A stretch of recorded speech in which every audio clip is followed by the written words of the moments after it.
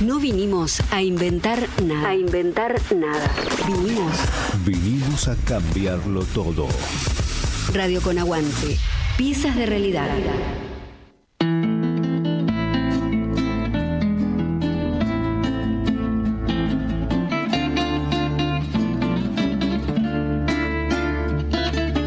Informe de pájaros. De nido en nido, conectamos las historias del país y del mundo.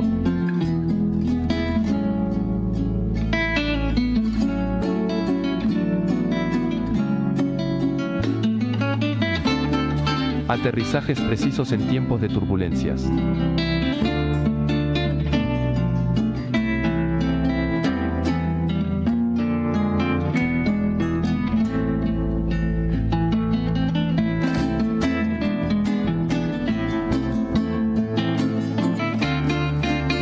Informe de pájaros. Coordenadas para no perder el rumbo.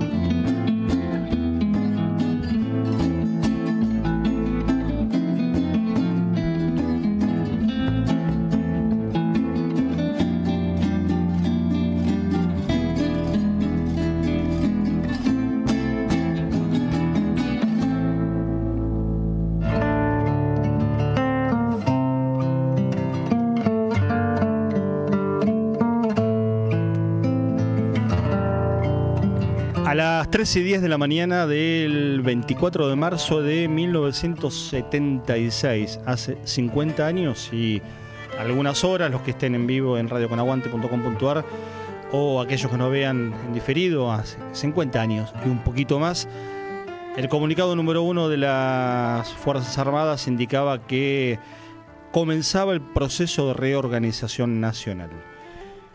Y nos detenemos en la apertura de Informe de Pájaros, capítulo 23, segunda temporada, en la definición estricta de lo que fue la terminología utilizada por el gobierno que se hacía cargo del Estado en la Argentina desde ese momento y por casi 8 años de ahí en adelante, porque entendemos que una de las primeras definiciones en la disputa de la política, de la historia, en la disputa por el sentido, tiene que ver con la apropiación de la palabra. Y la palabra define, la palabra marca un territorio, la palabra marca también un conjunto de intenciones, una señal de hacia dónde se va. La palabra nos define también en el contexto, en el marco de la historia en el que estamos inmersos y fundamentalmente en el contexto en el que queremos jugar. Y vaya si jugaron Jorge Rafael Videla, Orlando Ramón Agosti y Emilio Eduardo Macera. A partir de ese momento, a cargo de la Junta Militar que algunos días después, el 29, nombraría a Videla como presidente, a José Alfredo Martínez de Oz, acaso el ideólogo más importante de la dictadura militar, como Ministerio de Economía y así la continuidad jurídica del Estado. Miren la palabra que utilizamos, otra definición del lenguaje del territorio con la carga de apropiación. Vamos abriendo ventanas, otro concepto que vendría a instalarse dramáticamente en Argentina y que todavía sigue siendo una de las secuelas, pero no la apropiación del lenguaje, sino la apropiación de personas robadas en su identidad, en su historia, en su futuro y en su presente, porque hoy todavía sigue siendo un delito que se comete en tanto no se conozcan esas identidades. Así comenzamos este Informe de Pájaros. Solana López, ¿cómo estás? Buenas noches. Buenas noches. Estoy muy contenta, hay que decirlo. La verdad que quienes nos ven en directo y quienes nos verán en diferido se irán enterando y nos iremos enterando cuál ha sido el volumen de la movilización tanto en la ciudad de Buenos Aires como en el resto del país. En muchas localidades del país todavía se están produciendo las movilizaciones y los actos, así que seguramente mañana tendremos la información en detalle, pero ya podemos anticipar que ha sido contundente la respuesta de nuestro pueblo en las calles contra una política negacionista, contra un gobierno que además nos somete y nos sigue sometiendo a esos planes terribles económicos de hambre y desocupación. Así que yo creo que estas calles tienen que ver con los 50 años del golpe, tienen que ver con la reivindicación histórica, pero también tienen que ver con una respuesta contundente contra este gobierno. Datos de Mar del Plata, esta tarde 24 cuadras de movilización, unas 100.000 personas.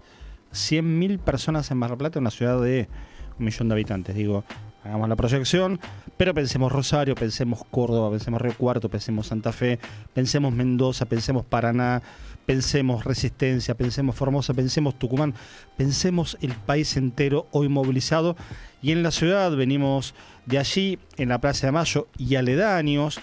Hay quienes incluso no llegaron a la Plaza de Mayo, como es habitual, dado el volumen enorme de la convocatoria, multipartidaria, multisectorial, con personas que van por la libre, sueltos, sin bandera, con la familia, con amigos, con pareja, con el perro, con la bicicleta, que van y que ponen el cuerpo 50 años después para decir que la memoria y la verdad y la justicia son todavía a medio siglo pilares de una democracia que lleva unos cuantos años, pero también unas cuantas deudas, ¿no? Parte de eso es lo que vamos a pensar hoy, que nos deja la dictadura como secuelas, que nos deja la dictadura como rupturas de la historia, pero también como continuidades, ¿no? Al día de hoy.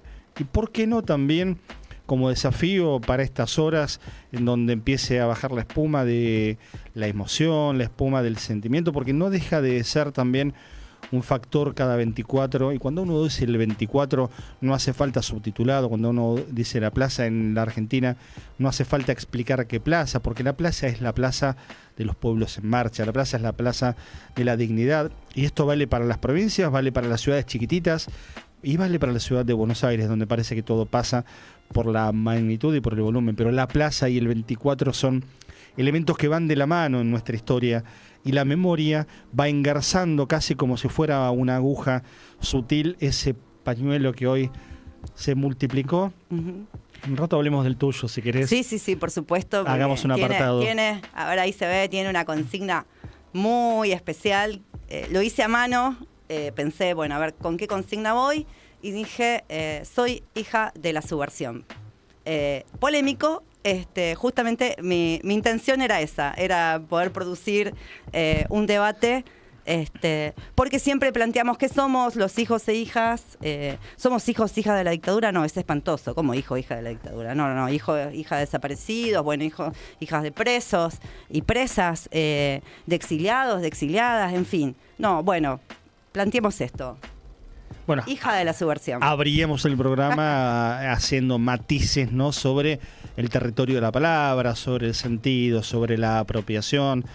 Y vaya si la palabra subversión ha tenido una apropiación de carácter negativo por parte inclusive de la propia dictadura, ¿no?, que lo utilizaba como elemento justificativo de su plan de exterminio, de su plan destinado a vencer las resistencias que implicaban las voluntades agrupadas en organizaciones armadas y no armadas, en organizaciones de izquierda, de centro izquierda, en organizaciones peronistas, en organizaciones de base, sociales, sindicales, culturales, que se enfrentaron antes, durante y después a los planes que la dictadura vino a implementar. Porque un poco esa es la línea, ¿no? También seguimos desentrañando sentidos. El sentido de, bueno, ¿a qué vino la dictadura? Eran unos genocidas, unos tipos perversos que además perfeccionaron la Escuela de las Américas, la escuela francesa con los sistemas de tortura, perfeccionaron los inventos del nazismo, inclusive yendo aún más lejos en su mecanismo del horror.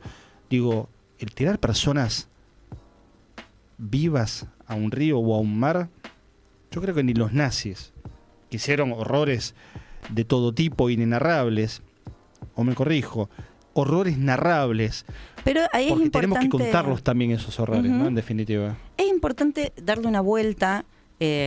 Obviamente que hay determinadas personalidades perversas que van a ser necesarias para ejecutar determinadas órdenes, ¿no?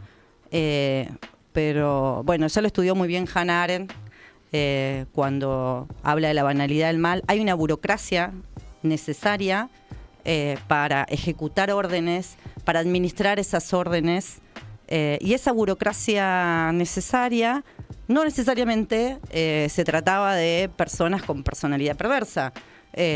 Alguien que distribuía, no sé, la comida en los centros clandestinos. Había empresas que le han distribuido, no sé, cosas que necesitaban o mantenimiento, etcétera.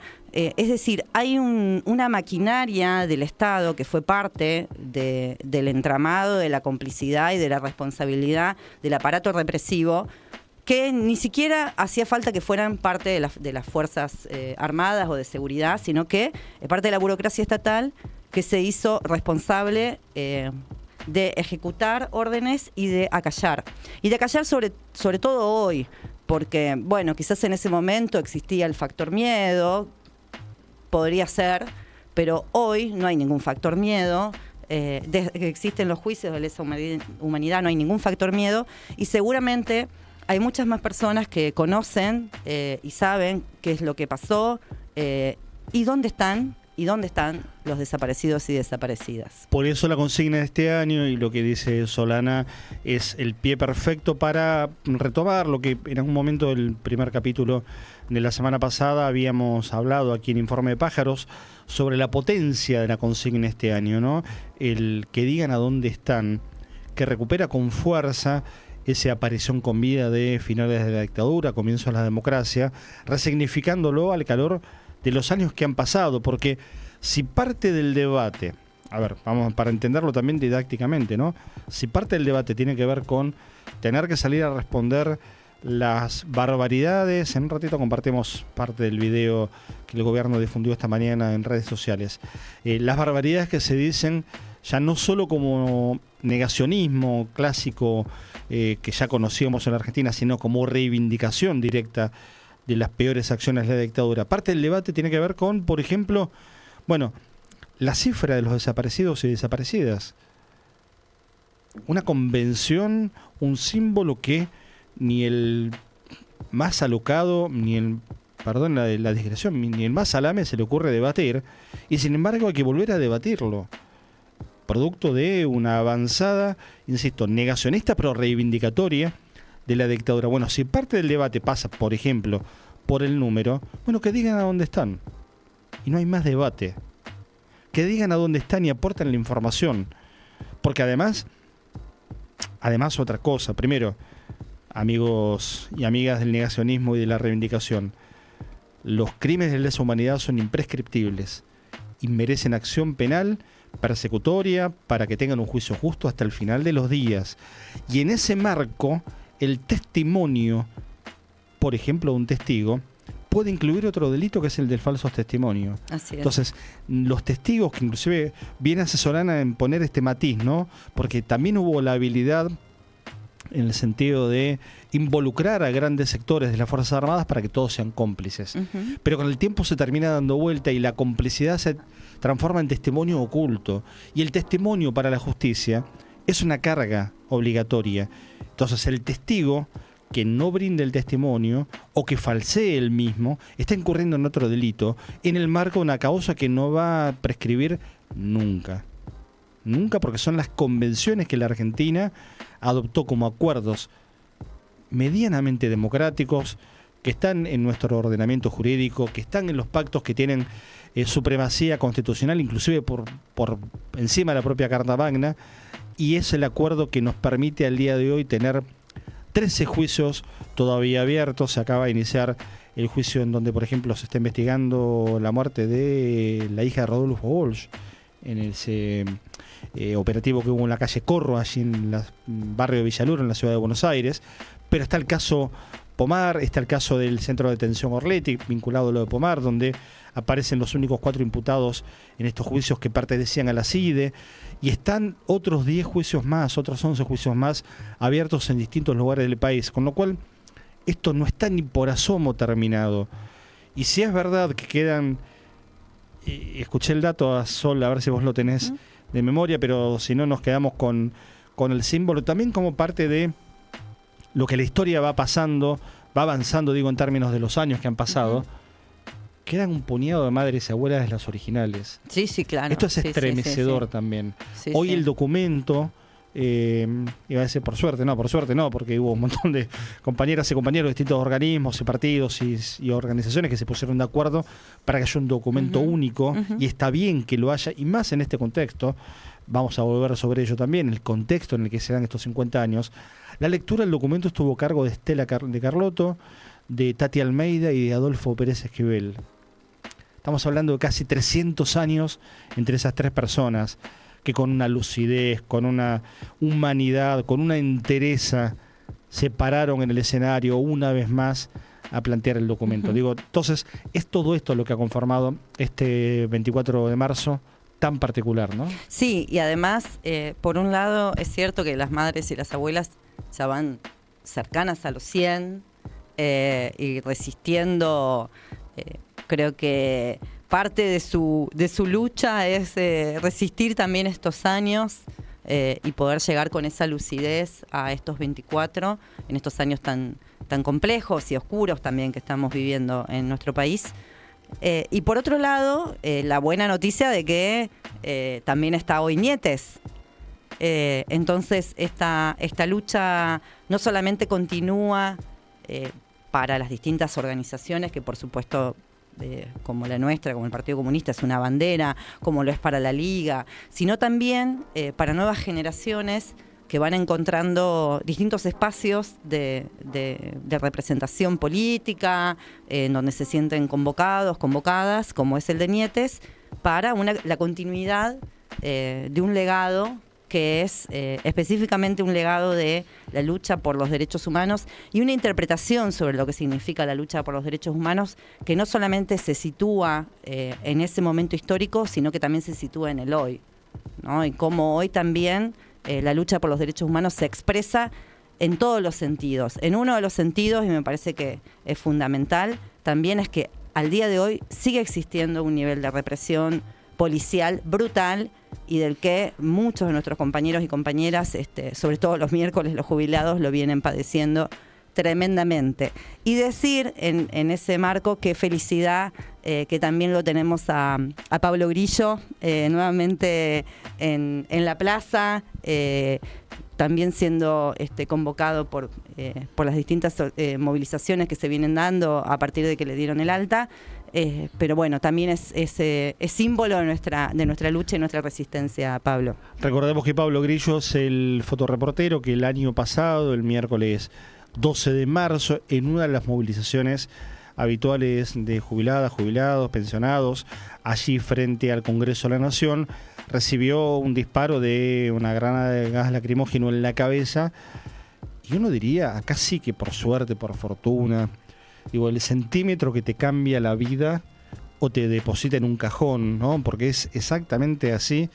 Y Pablo superó operaciones, superó, yo creo que una potencia también arrolladora desde lo colectivo, no solamente en la manifestación concreta de ir a donar sangre, que es una práctica que siempre hay que, al margen de lo político y de estas situaciones, repetir permanentemente que hay que ser dador de sangre porque hace falta y de verdad le salvas la vida a alguien, sino la potencia colectiva de la enorme muestra de solidaridad de los que nos, por esos días y los meses siguientes, bueno, acá hablamos con el papá sobre finales de año, le pusimos desde la fe hasta el pensamiento, cada uno en el registro que quiera, para acompañar y para empujar, de nuevo otro símbolo de este tiempo, a que en el Hospital Ramos Mejía, los laburantes de allí, las médicas, médicos, enfermeras, enfermeros que lo atendieran, lucharan contra la muerte por un lado, pero también contra el ajuste en la salud pública, que es otro de los símbolos de época, ¿no? Digo, con lo cual la idea de un Pablo Grillo hoy en la plaza cierra un círculo y claro, decía Solana, la alegría, la felicidad. ¿Cómo no nos vamos a permitir una felicidad aún en medio del dolor? ¿Cómo no nos vamos a permitir abrir una ventana de esperanza cuando te aparece un pibe como Pablo Grillo, con su cámara, con su laburo, devolviendo mucho de lo que recibió, pero uno sabiendo que siempre es poco lo que le damos a los compañeros que han puesto el cuerpo y que lo ponen todas las semanas, porque lo de Pablo Grillo fue un milagro, pero ese mismo día hubo un militante que perdió un ojo, Así es. ese mismo día y en la previa, y un militante, creo que un abogado vinculado al PTS, el bloque de Miriam Bregman, que de entrada perdió un ojo en las primeras movilizaciones que hubo con represión, y deben ser, yo tengo allí guardado, la Comisión Provincial de la Memoria sacó, creo que la semana pasada, el informe sobre los 2 años de represión de Milei, por lejos el gobierno más represor desde la vuelta de la democracia, en hechos y en números también, ¿no? Porque estamos hablando de cientos de personas heridas y no han tenido un muerto hasta ahora de casualidad, porque, bueno, el centímetro ese que la granada de gas lacrimógeno a Pablo Grillo no le perforó la cabeza desde otro ángulo, hacen que hoy Pablo Grillo haya podido estar en la plaza. Y la idea de Pablo Grillo, esto las derechas globales a veces dan señales que los pueblos sabemos advertir, no es una casualidad, de ninguna manera. Independientemente del debate sobre el protocolo de Patricia Bullrich, hoy senadora, en ese momento ministra de Seguridad, y sobre si el gendarme Héctor Guerrero disparó por encima de la cintura, disparó la cabeza, que es un debate que está bien darlo y que tiene un sentido también a la luz de lo que fue la investigación posterior. Habíamos aprendido ya en las experiencias represivas del gobierno de Sebastián Piñera, en Chile, en la crisis de 2019, que los disparos a los ojos tenían que ver también no solo contra fotoreporteros, sino contra manifestantes. Los disparos a los ojos tenían que ver con silenciar la mirada, si es que esta metáfora fuera posible. Tenía que ver con que ojo donde pones el ojo, porque allí donde pones el ojo nosotros ponemos la bala. Entonces las derechas, que son brutas y que son salvajes en el mundo, en América Latina y en nuestro país, nos han dado señales y nos las siguen dando, que los pueblos tenemos que ser capaces de leer. Y vaya si lo hemos hecho. Chile, en nuestro contexto regional, fue la antesala de este brutal ajusticiamiento a la mirada del pueblo que hay cada miércoles, porque las balas a los ojos... Al pueblo y al registro. Y al pueblo y al registro, claro. Al registro de la persecución específica a periodistas, ¿no? Porque vos viste lo que fue lo de Chile y lo que nos impactaba. A veces a distancia se ve con esa claridad y en lo cercano uno pierde la dimensión, pero lo de Pablo Grillo tuvo que ver con eso. Aufiero, me acordé el nombre del compañero que es abogado del PTS. Sí. Matías Aufiero, que también perdió un ojo, pero al principio del gobierno de Javier Milei. Y hablando de ojo, pone su ojo. Ojo, tranquilo, ojo. Jorge Alberto Craines, ¿cómo le va? Buenas noches. Buenas noches, buenas noches. Bueno, cansado pero contento. Hemos llegado. Sí, acá estamos. Bueno, hicimos una intro, no te vamos a repasar todo lo que hablamos. Me imagino. Lo encontrás después en el canal de YouTube de Radio Con Aguante.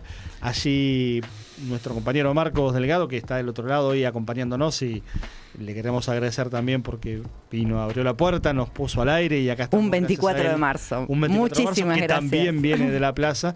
Después va a subir el video y vamos a compartir lo demás. Pero hacíamos una apertura un poco poniendo sobre la mesa los elementos de este 24 de marzo, los 50 años del golpe, y decíamos también en un momento rupturas de la dictadura y continuidades de la misma hoy, ¿no? A medio siglo después. Sí, yo creo que hoy se verificó que el pueblo está, que hay voluntad de salir a la calle y que hay voluntad de decir nunca más, no solamente a lo que pasó hace 50 años, sino a este revival que tenemos de la dictadura, del menemismo, del macrismo, y ahora con este gobierno, entre comillas, libertario, porque yo sigo reivindicando el carácter libertario de los anarcos y de tantos otros que continuaron. Por eso me parece que se ha demostrado, se ha verificado hoy que la gente está, y que lo que falta es una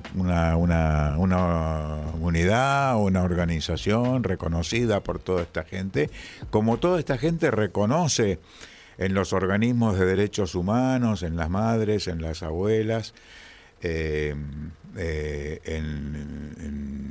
los 30.000, reconocen una dirección, un mensaje. Y por lo tanto, cuando existe algo que se reconoce como un factor de lucha, allí el pueblo está. Me parece que lo que falta es eso, ¿no? Una conducción política, una alternativa política, un frente político que pueda mostrar una perspectiva distinta a la que estamos viviendo hoy. Vamos a hacer una primera pasada por los testimonios que creo que algunos pasamos la semana anterior, pero vamos a repetir, hay algunos bloquecitos hoy, en donde compañeras y compañeros nos han contado qué es la memoria, ¿no? ¿Qué es la memoria hoy?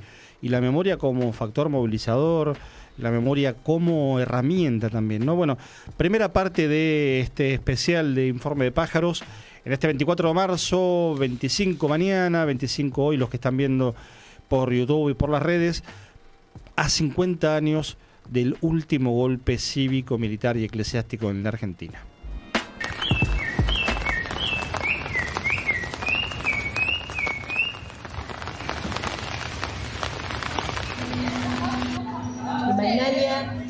Buenas, Noga Huayra Chaquicani, comunidad Tres Ombúes, de acá de La Matanza. Y para mí la memoria es no olvidar quiénes somos, no olvidar de dónde venimos, no olvidar nuestras raíces, nuestros territorios, nuestra identidad, para poder tener un futuro mejor. Nosotros, nuestros hijos, nuestros mayores y nuestros territorios, nuestra Pachamama y todos los seres que la habitan. Hayaya.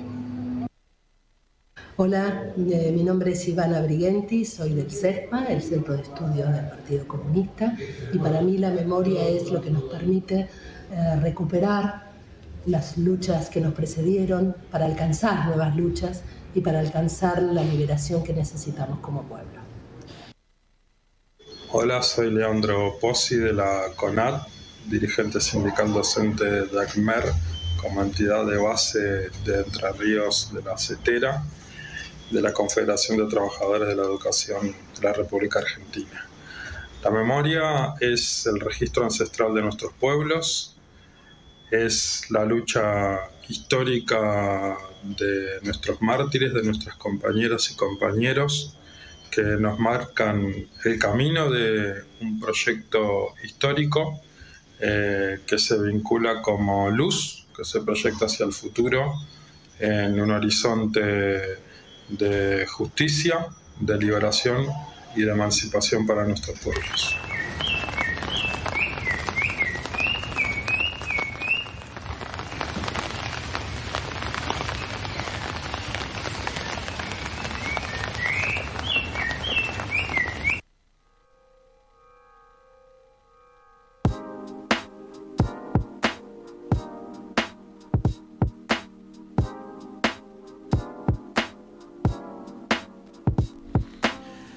El 24 de marzo de 1976, decíamos en la apertura que a las 3:10 de la mañana las radios interrumpieron su transmisión. La hora en que la gente honrada duerme sirvió de marco, de horario, para que un locutor leyera el comunicado número 1 de las Fuerzas Armadas que asumían el control operacional de la República Argentina. Un control operacional que estaba basado en un mapa en donde ya estaba dividido el país en algunas zonas desde el año anterior. Recordemos el Operativo Independencia, por ejemplo, 1975 en Tucumán, pero en ese caso ya con una presidenta que fue sacada en un helicóptero de la Casa Rosada, llevada a Aeroparque primero, María Estela Martínez de Perón, luego a la residencia del Mesidor, donde estuvo algunos años, y a partir de ahí su exilio, y no hablar nunca más.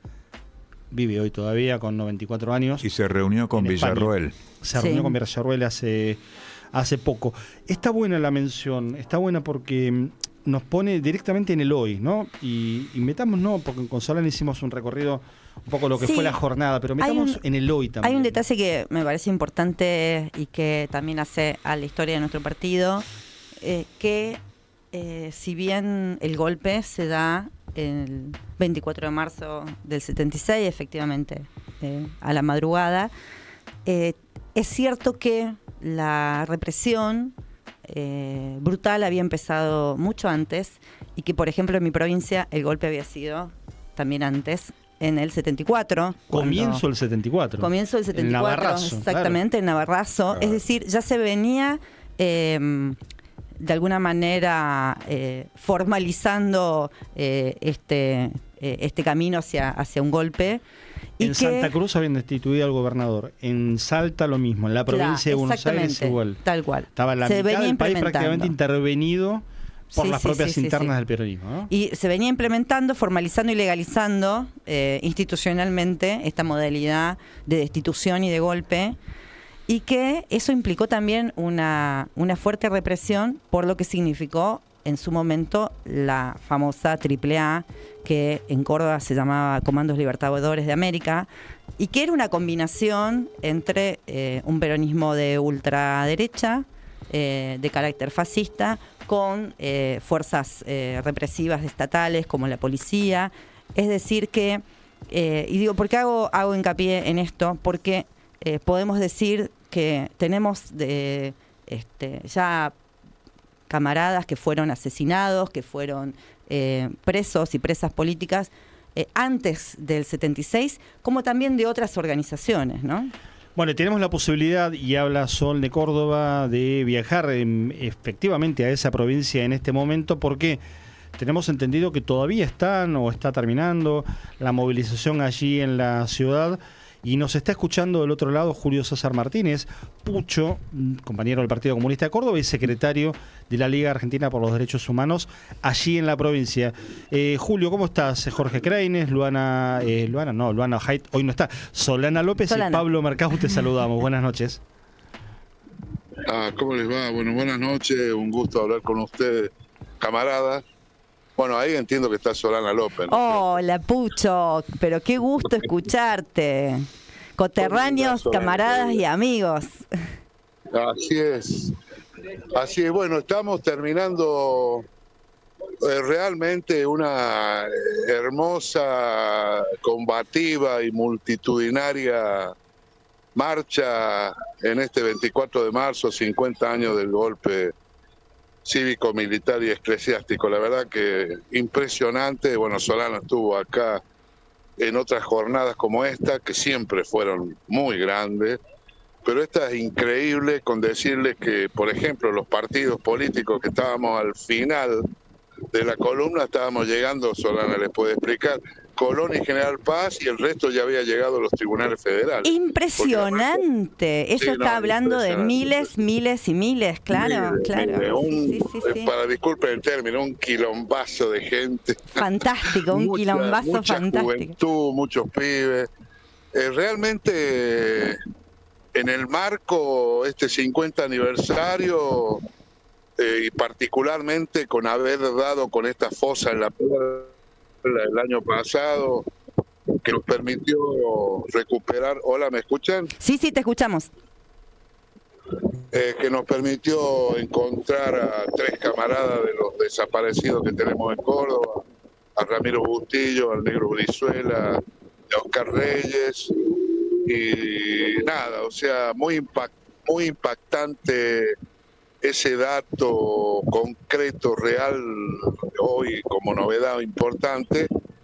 Y bueno, pero además una tradición de lucha constante y permanente en Córdoba, la reivindicación de la memoria, la verdad y la justicia, y sobre todo que es un tema incluso que se ha incorporado con mucha fuerza en el debate político, que es sostener las consignas, las banderas y las aspiraciones políticas de nuestros mártires, ¿no? De nuestros desaparecidos, fusilados, exiliados, presos políticos.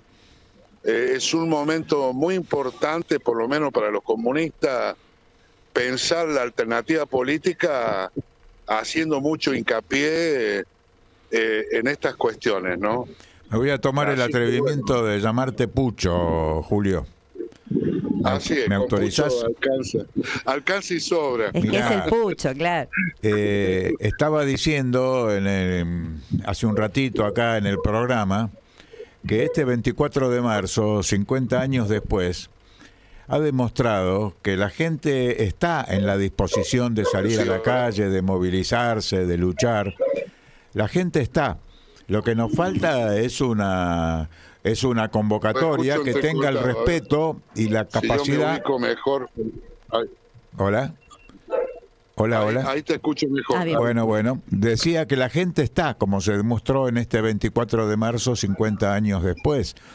Y lo que falta es una convocatoria con la fuerza que tienen hoy las madres, las abuelas, los organismos de derechos humanos y todos los que convocamos esta movilización.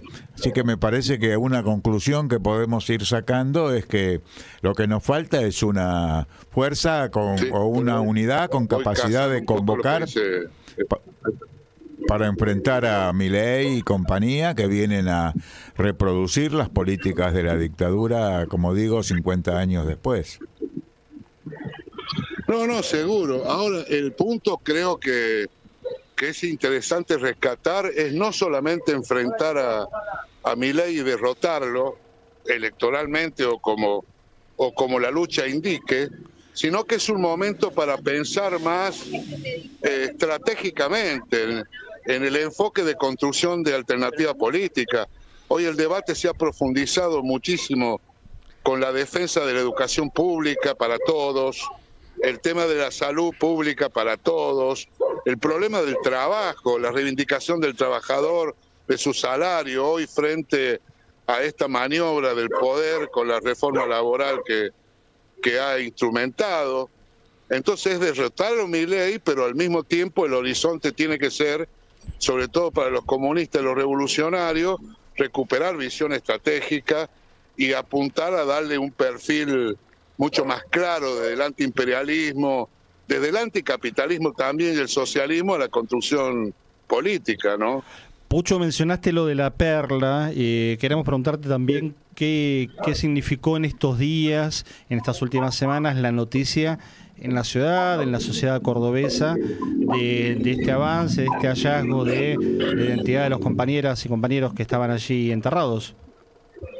Seguro, se identificaron 12 compañeros y compañeras, entre ellos, como decía, 3 comunistas, Reyes, Bustillo y Brizuela, el negro Brizuela, que era un delegado en Luz y Fuerza en la época de Tosco, y significó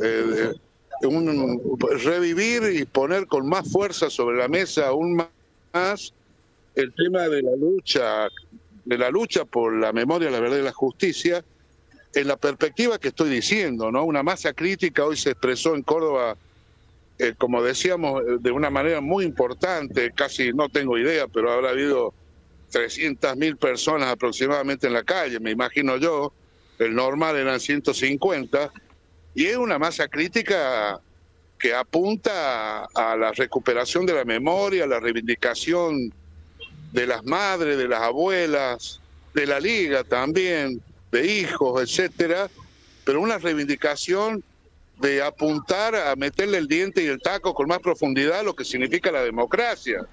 La democracia. Por lo tanto, hay condición para, profundizar y abrir un poco más la cancha en el debate político sobre construcción política. Yo quiero agregar a esto de que en ese marco, nosotros, el Partido Comunista en Córdoba, tiene una causa que se denomina 3A, que abarca el periodo 74-76, que es muy importante por diversas razones, que está viva, continúa. El partido fue querellante en la mega causa La Perla Menéndez y estamos con esta otra generando trabajo para lograr dar con la condena a los compañeros, la muerte, el asesinato de Tita Hidalgo, el asalto local del partido en octubre del 74.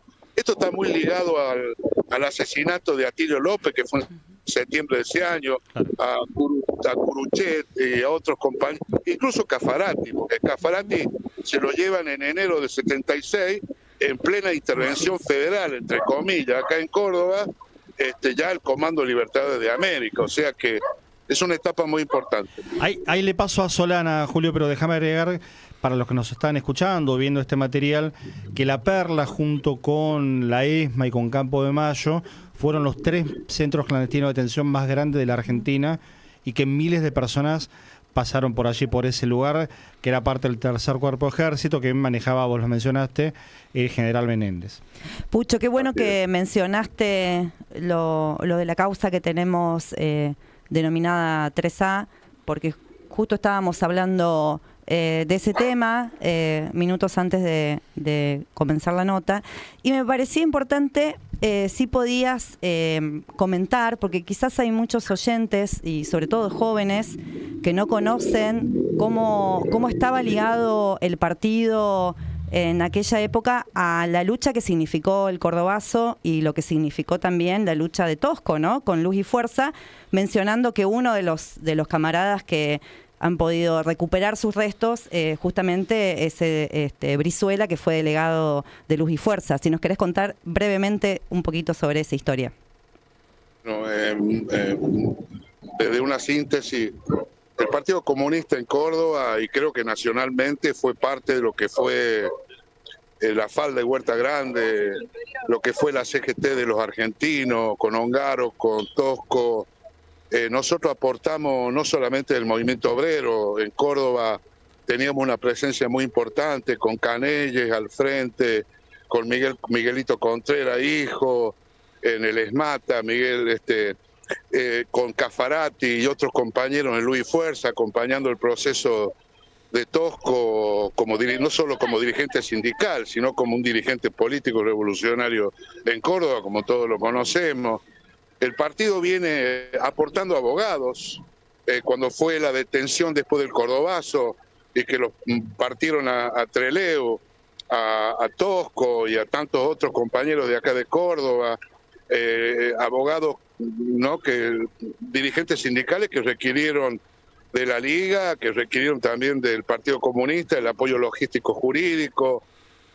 Podemos mencionar a Galina, podemos mencionar al Pipo González, podemos mencionar a Gerchunó, podemos mencionar a Lonati, a otros camaradas, compañeros abogados que jugaron un rol político jurídico muy importante. Entonces estuvo muy ligado el partido a todo esto y fue parte, sin duda, de lo que significó el paro del 29 de mayo del 69 en el Cordobazo, y fue parte, sin duda, en todo lo que sucedió en aquellas jornadas y lo que siguió después, desde el punto de vista del debate político y demás.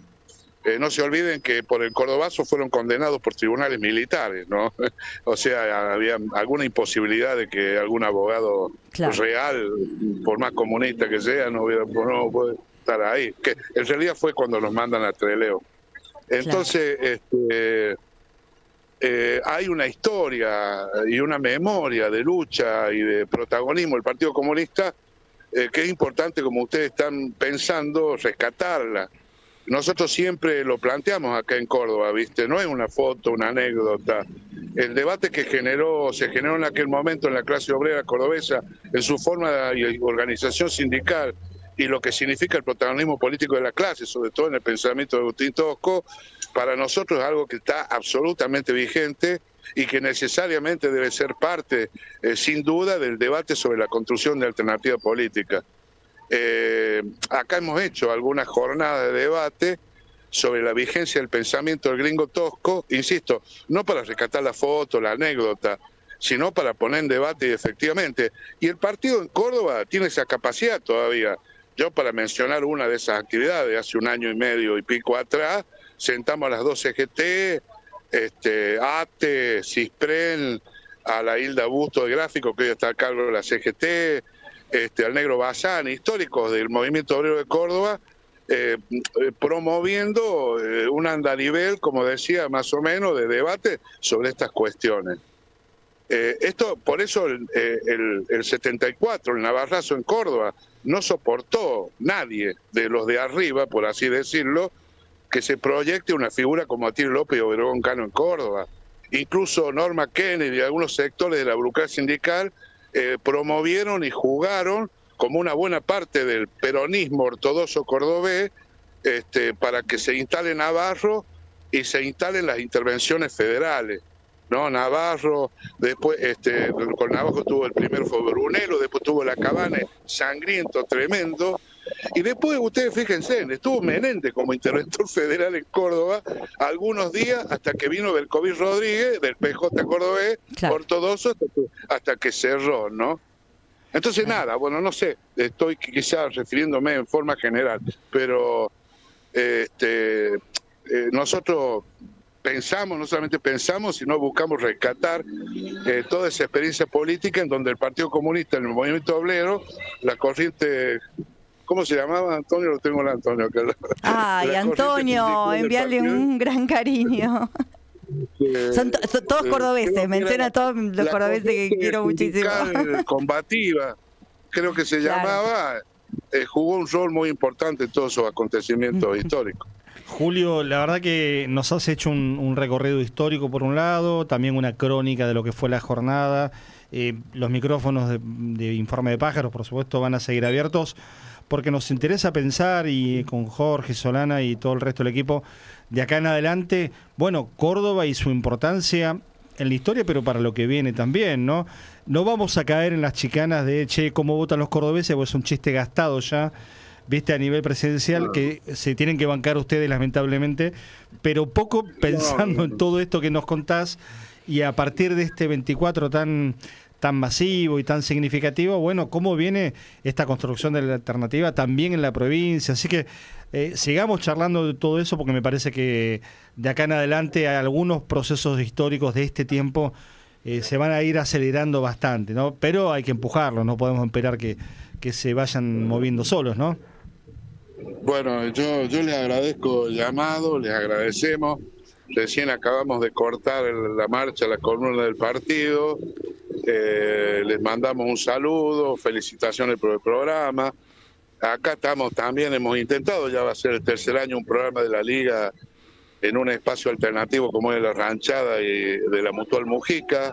Y nada, yo creo que es importante el intercambio, pensando, buscando la mejor inteligencia para que los comunistas protagonicemos y aportemos en la necesaria alternativa política que nuestro pueblo y la clase necesita. En el último nuestra propuesta me pidieron que hiciera una nota, ahí hay un más preciso, digamos, un recorrido histórico, cómo fueron las causas jurídicas, políticas que hemos llevado adelante, que seguimos llevando adelante en Córdoba. Y nada, bueno, entonces, Pucho, les recomendamos a los oyentes y a los que nos ven por video que también vean ese artículo en la página web de nuestra propuesta. Ponen en Google nuestra propuesta y ahí van a encontrar tu artículo y muchas otras informaciones generales, y también una crónica de este 24 de marzo, 50 años después. Así es. Así que bueno, un abrazo grande, che. Abrazo para ustedes y que terminen bien la jornada. Dale, Solana, un beso grande. Beso grande. Julio César Martínez, Pucho, desde Córdoba está terminando la movilización allí en la capital provincial, una de las ciudades más importantes de la Argentina, uno diría la segunda o la tercera, depende si está con un rosarino o no, pero con una verdadera 300 lucas de gente en Córdoba. Empieza a armar un mapa, decíamos Jorge hace un rato, con Solana nos llegaba la info de Mar del Plata, 24 cuadras de movilización, 100.000 personas. Córdoba, claro, es más grande, 3 veces más grande. La movilización Yo creo que hablamos de cifras millonarias 24 de marzo, sí. Sumando todo el país. Sumando todo el país. Yo creo que llegamos al millón. Sí, sí. No, lo pasamos. Lo pasamos. Pasamos lejos, sí. Pasamos bien porque falta, bueno, Rosario, Santa Fe. Habría que ver Mendoza, Tucumán, claro, las ciudades importantes en términos de cantidad, son todas importantes, y en términos de volumen de habitantes. Así claro. Ahí está la pintura de Córdoba con todo lo significativo que tiene Córdoba en la historia, ¿no? La verdad que hemos tenido un ratito de charla, después las vamos a compartir en nuestra propuesta y también en las redes de Informe de Pájaros, porque vale la pena detenerse a mirar cada uno de los lugares de nuestro país. Y Córdoba sin dudas tiene, desde el pasado, del presente, pero sobre todo el futuro, un camino que tenemos que recorrer una y otra vez.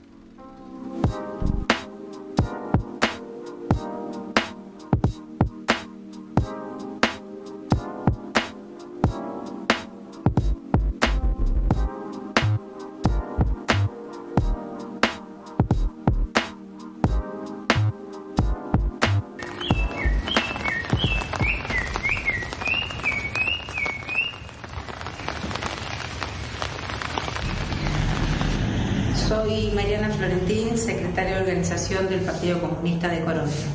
Para mí, la memoria consiste en rescatar, recuperar las luchas de quienes nos antecedieron y hoy no están, para que entre todos y todas podamos construir un camino que nos conduzca a un mundo mejor con el que todos soñamos. Soy María Juana Peralta, militante del Partido Comunista de Berazategui, provincia de Buenos Aires. Para mí la memoria es no olvidar de dónde venimos ni por qué luchamos. Para mí la memoria es traer al presente la historia de mi viejo, Eusebio Peralta, militante del Partido Comunista en Paraguay y en la Argentina. Es recordarlo como un hombre sencillo, alegre y comprometido, que fue entregado por la dictadura argentina en 1976 y desaparecido por la dictadura de Stroessner en el contexto del Plan Cóndor. La memoria también es entender que lo que pasó no fue casual, fue un plan organizado para detener a quienes soñaban con transformar la realidad. La memoria es dolor, pero también es orgullo. Orgullo por mi papá y por los 30.000 compañeras y compañeros que desaparecieron y a quienes les robaron sus vidas. Memoria es decir nunca más, y es lucha, es verdad y es justicia.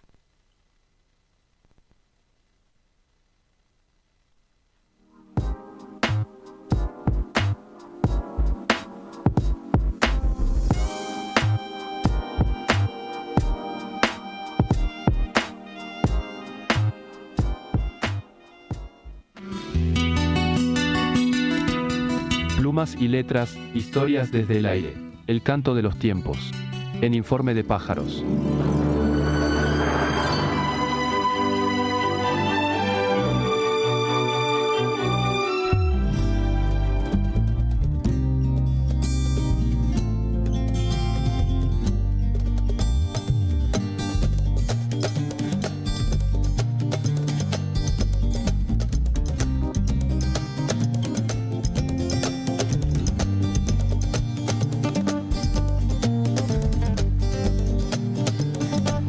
Casi las 9 de la noche, aquí en Informe Pájaros, capítulo 23, segunda temporada, 24 de marzo de 2026, 50 años del golpe, pero un golpe que tiene, decíamos, rupturas, continuidades, pero que tiene también un impacto, Jorge, hoy en lo político porque llega en un contexto muy particular, uno diría inédito en la democracia argentina, con un gobierno de estas características. Sí, veníamos como en una especie de desazón popular, de depresión de las movilizaciones, de falta de mirada de futuro, y esto es un vendaval de aire fresco, no es una bocanada, es un vendaval de aire fresco. De una derrota en el verano, porque no dimensionamos lo que es la modernización laboral, la llamada modernización laboral. No, por supuesto, y la entrega, van a poner una base militar yanqui en Ushuaia, ahora viene el portaaviones Nimitz, US Nimitz, viene a la Argentina. Se está entregando el Paraná, se está entregando el litio, pocas veces hemos visto un grado de dependencia tan grande, y la consigna liberación o dependencia me parece que vuelve a ponerse en el centro de la escena política, ¿no? Porque hay quienes todavía están pensando en lo institucional, en que esto es posible derrotarlo sin movilización en la calle. Me parece que hoy se dio la movilización en la calle muy fuertemente y tiene que ir vinculado. Hay quienes están pensando esperar que este gobierno se desgaste y ganarle las elecciones en el 2027. No está mal como parte de un proceso, pero lo que va a quedar en la Argentina o de la Argentina en el 2027 va a ser tierra arrasada. ¿Y me de qué parece depende, Jorge y Solana? Le traslado a los dos la pregunta porque es algo lo que hablábamos en la previa. Que esta potencia recordativa, vamos a llamarlo de este modo, se convierta en una potencia constructiva. Y bueno, que algunas fuerzas sociales y políticas se den cuenta de que hay que construir algo que tenga la capacidad de convocatoria que tienen hoy los 30.000. O sea, los 30.000 nos convocan 50 años después, porque ellos tenían un proyecto de liberación, tenían un proyecto de un socialismo con las particularidades nacionales, y dieron la vida, ofrecieron lo máximo que una persona puede ofrecer en la lucha.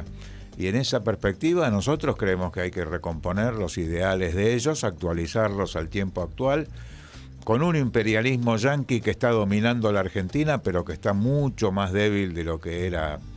Y quiero decir otra cuestión que me resulta interesante plantear. Me parece que Donald Trump está haciendo cada vez más pequeño a los estados. En vez de hacerlo cada vez más grande, lo está haciendo cada vez más pequeño, menos creíble, menos confiable, menos ejemplo para el mundo de esa democracia que ellos profesan o difunden tanto. Así que me parece que se dan condiciones para... Este 24 de marzo es un aliento, es un... Y además, hablando de Estados Unidos, con serias dificultades políticas internas. Totalmente. Y el sector MAGA de Donald Trump perdiendo absolutamente todas las elecciones, y en noviembre tienen la elección de medio término. O sea, hay un tema en las derechas en el mundo. Meloni pierde una consulta popular que hacen el fin de semana. En Francia, las principales ciudades no las gana la ultraderecha y retrocede. Y ven señales en la política argentina, en el tablero argentino, en los nombres concretos, no importa hacerlos ahora los nombres de organizaciones o de dirigentes, ven señales de que se está leyendo esta debilidad del gobierno de estos días y la potencia que hay en la sociedad argentina, que cuando se vincula con la movilización tuerce el rumbo de la historia. ¿Hay alguna señal que, o como no es un año electoral, todavía hay que esperar? Hay algunas poquitas señales, todavía muy o más que insuficientes, pero me parece que tengo la esperanza de que este 24 de marzo acelere el proceso, y que algunos reflexionen y se apuren un poquito.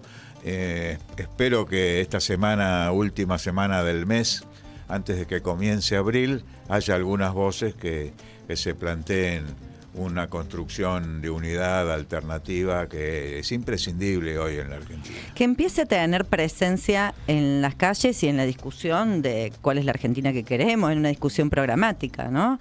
Porque las elecciones son una parte, pero cómo llegamos a ellas es lo que importa. Porque sí, es cierto, hay algunos actores que empiezan a probarse el traje, pero no sé si son esos actores los que nos interesan, digamos, porque no son más de lo mismo, es decir, por ahí con perfiles un poco más amables, pero que el cambio de fondo no vendría con esos actores que empiezan a probarse el traje. No, es más, Villarroel misma, la que se presenta como la más importante defensora de los genocidas, se ha ido a sacar una foto con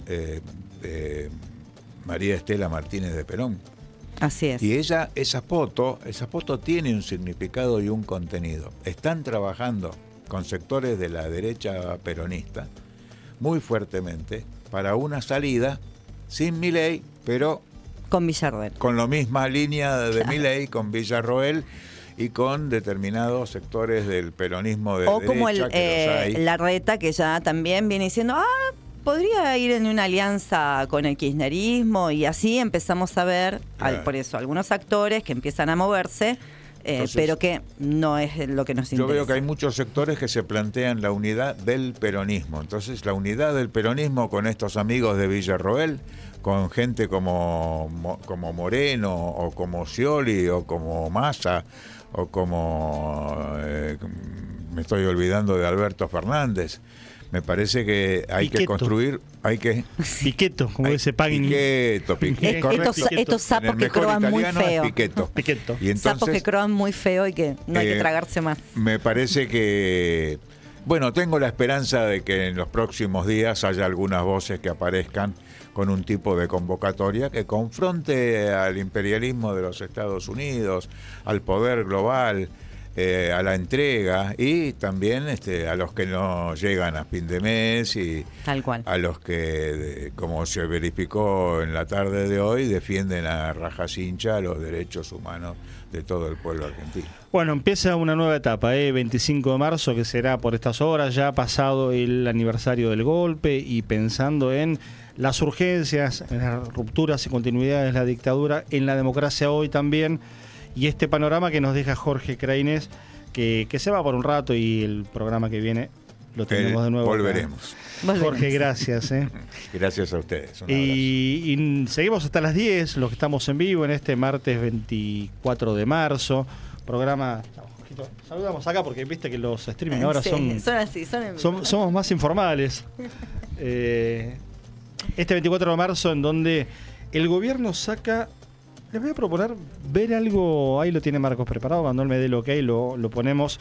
El gobierno saca, como pasó en el año 2024 y en el 2025, un video sobre, en este caso, el objetivo de dar vuelta a la página. Ellos lo llaman memoria completa. Bueno, vamos a ver lo que fue la introducción de un video que duró 1 hora y pico, que tuvo este contenido que vamos a compartir ahora y 2 entrevistas. Vemos el video y después lo analizamos junto con Solana.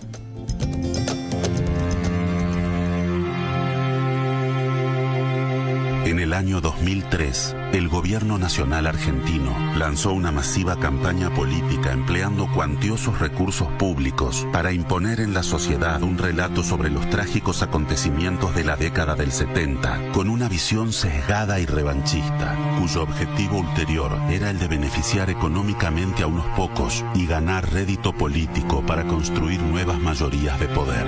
En ese proceso, miles de víctimas del accionar estatal, paraestatal y de los grupos guerrilleros terroristas fueron ignoradas, marginadas y silenciadas, porque su reconocimiento no se ajustaba al relato que se buscaba consolidar. Hoy, 20 años después de este fatal experimento narrativo que le costó miles de millones de dólares a los argentinos y que, en lugar de sanar las disputas del pasado, solo las exacerbó, este gobierno se dispuso por primera vez a dar vuelta a la página, dándole visibilidad a la historia completa. La historia debe conocerse en su totalidad. Cuando se la presenta de forma parcial, deja de ser memoria y se convierte en un instrumento de manipulación. A 50 años del inicio del régimen cívico-militar, este gobierno sostiene que las nuevas generaciones tienen derecho a acceder a una visión integral y respetuosa de aquellos años, libre de imposiciones ideológicas, conveniencias políticas o censuras. Solo una sociedad dispuesta a mirar su pasado con verdad y libertad, sin ocultar información ni de un lado ni del otro, puede aprender de él y construir un futuro sin repetir sus tragedias.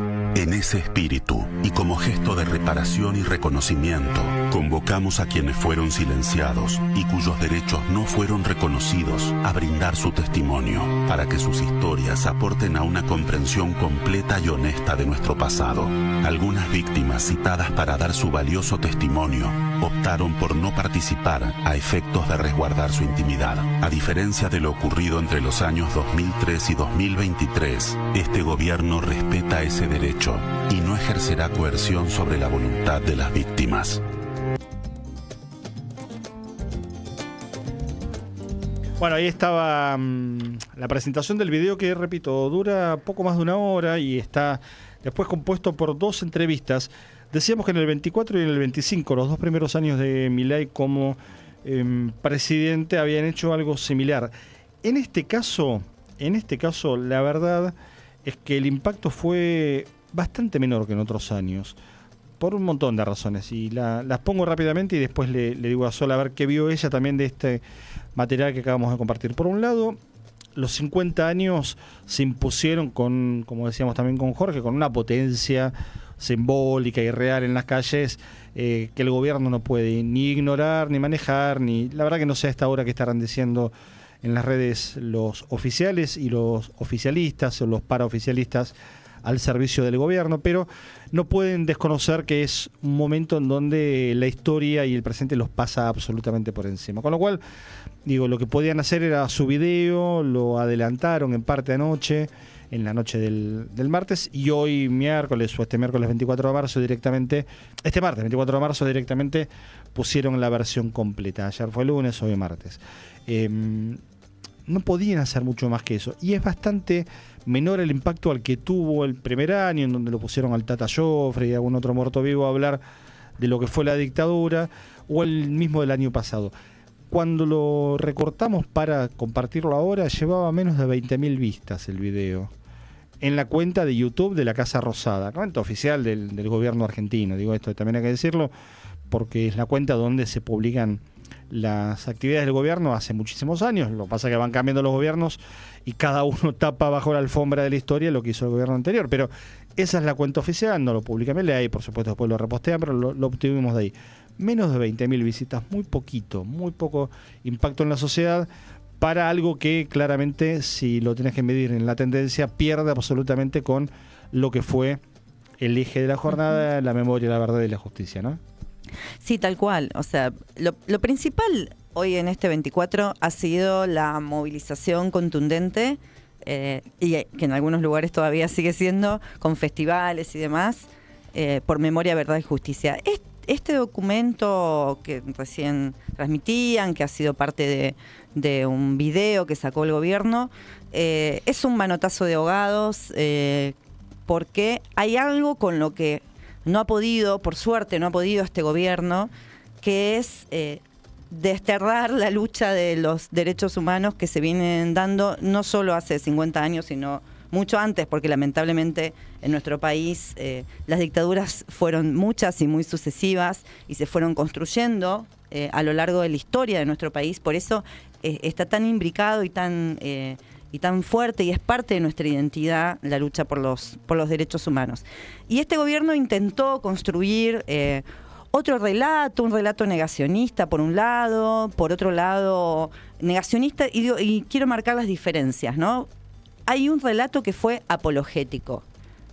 El primer relato de este gobierno fue apologético, ni siquiera negacionista. Fue decir, estuvo bien lo que se hizo, reivindicar a las Fuerzas Armadas. Ellos empezaron así, con esa postura. Después lo fueron, acomodando. Pasaron al negacionismo. El año pasado, perdóname, lo jugaron a Agustín Laje, el que hace las veces de ideólogo de este gobierno. La verdad que para ideólogo la palabra le queda un poco grande, pero bueno, es lo que tienen a mano. Contando inclusive cómo él le hacían bullying en la escuela porque pensaba distinto a lo que era el relato oficial, que es un poco la línea de hoy. Tal cual. Es decir, le fueron bajando el precio. Porque eso, no tienen capacidad de sostener. Sí, eso me parece importante destacar, porque lo que da cuenta es de nuestra fuerza. Es cierto que a veces es difícil medir la correlación de fuerza que vamos construyendo, porque después, pasan elecciones y a veces estos personajes ganan.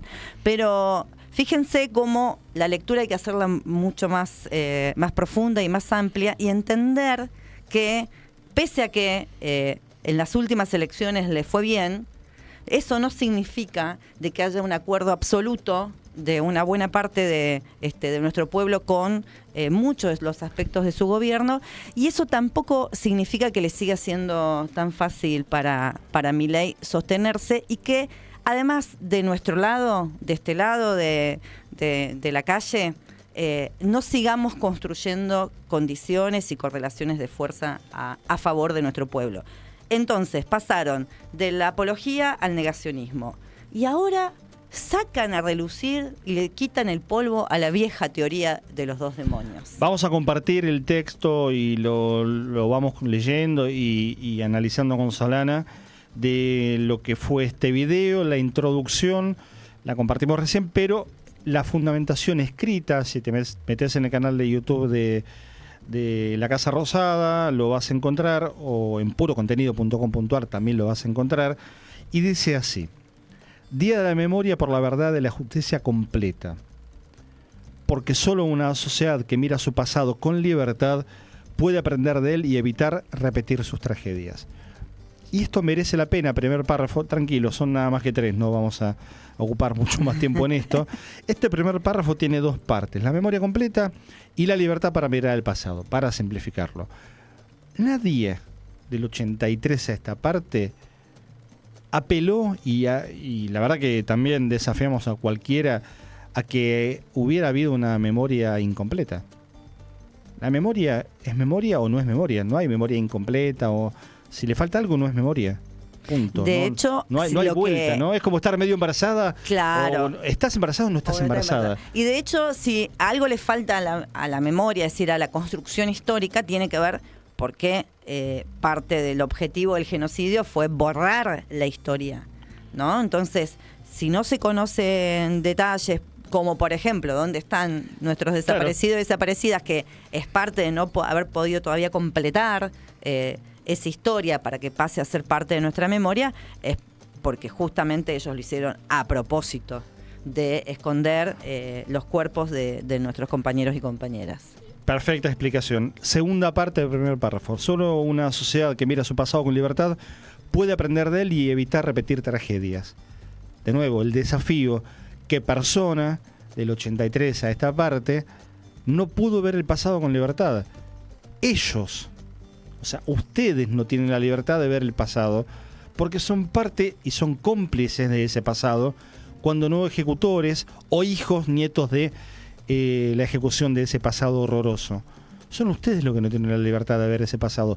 Nosotros, Solana, Marcos, los millones de personas que se movilizaron hoy en la Argentina, tenemos toda la libertad de ver ese pasado y por eso sostenemos la mirada y podemos decir lo que decimos. ¿Dónde está la falta de libertad para ver el pasado? No hay una falta de libertad. ¿A vos te coartaron la libertad para ver el pasado alguna vez? No, en absoluto. No se coarta la libertad para verlo, lo que se coarta en última instancia ha sido el acceso a la información y volvemos nuevamente a lo mismo. Y otra información. Perdóname, ¿y quién guardó esa información? ¿Quién la escondió? Y por supuesto ¿quién la sustrajo de la sociedad y del conocimiento público? Fueron los propios militares que al día de hoy, 50 años después, siguen teniendo archivos guardados. Y los responsables ideológicos, que buena parte también fue el empresariado argentino, y que además esto fue parte de un plan en América Latina. O sea, responsabilizar, fíjense la falacia, ¿no? Porque este gobierno habla de la responsabilidad sobre los organismos de derechos humanos, o sobre cierto partido de gobierno, como ha sido el kirchnerismo en su momento, responsabilizar de algo que en realidad el plan vino de mucho más allá, que fue parte de un plan del propio imperialismo con el Plan Cóndor y que además trascendió a nuestro propio país. Entonces es un nivel de falacia y de mentira gigantesca. Segundo párrafo de esta introducción de lo que es el video, estamos analizando lo que el gobierno dijo en la previa de las enormes movilizaciones que hubo en todo el país en este 24 de marzo. A 50 años del inicio del 24 de marzo de 1976, ahí la gramática y la buena redacción te la debo. A 50 años del inicio del 24 de marzo de 1976, no.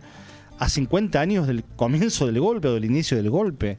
Claro. Porque no me significa nada que el 24 de marzo inició.